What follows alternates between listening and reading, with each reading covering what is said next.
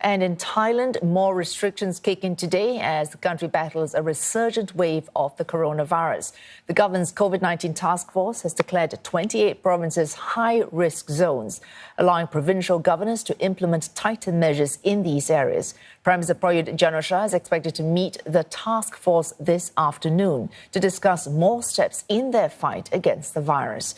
Thailand had kept the pandemic under control for most of 2020, but is now battling an outbreak linked to illegal migration from neighboring Myanmar. The country reported 315 new cases yesterday, most of them locally transmitted. It also confirmed its first case of a more contagious variant of the virus from the UK, found in a family of 4 who are currently in quarantine. For the latest, Saksit Sasama joins us now from Bangkok. Saksit, more restrictions expected for Thailand today. Indeed, that is the case. But even though the government is refusing to call these measures a lockdown, but it becomes more and more, it looks more and more like a lockdown. It bears more and more that resemblance. But the main difference here is that the government is shying away from a nationwide lockdown as of now for economic reasons, even though they are not openly saying that. And instead, they are taking a more flexible and more localized approach.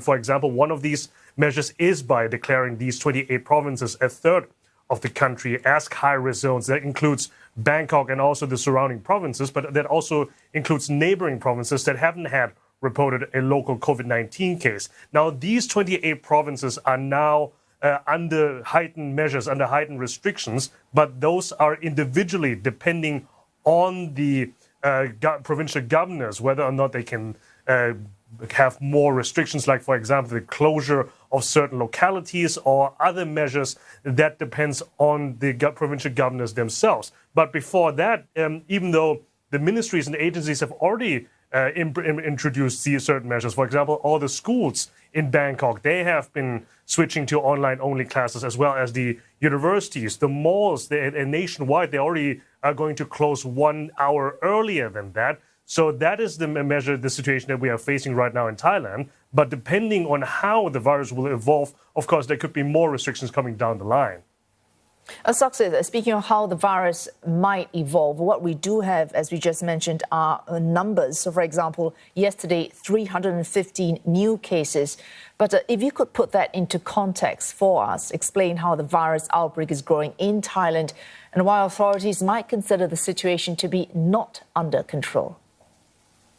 As you just mentioned in the introduction, Thailand has done considerably well for most of 2020 in containing the virus by closing all its borders and also going into a hard lockdown in early 2020. And that has really flattened the curve, and most cases that we have for most of last year were imported cases in quarantine. But by the end of the year, 2 weeks ago, there was a sudden spike, a sudden outbreak in Samut Sakhon province next to Bangkok at a seafood market.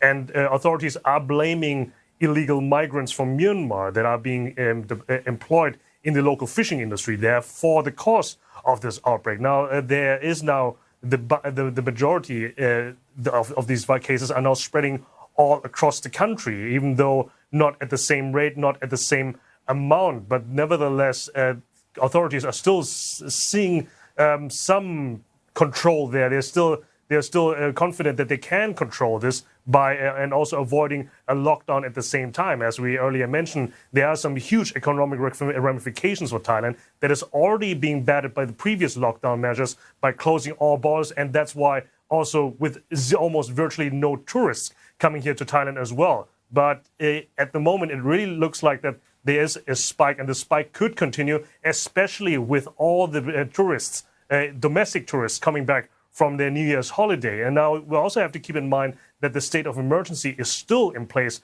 until January the 15th, mostly being utilized to accommodate all those quarantine measures for people coming to Thailand. But it looks very likely this is going to be extended. And depending on how the virus could spread across Thailand, there could be more measures down the line. Thanks so much for that. Saksit Sasamba speaking to us from Bangkok.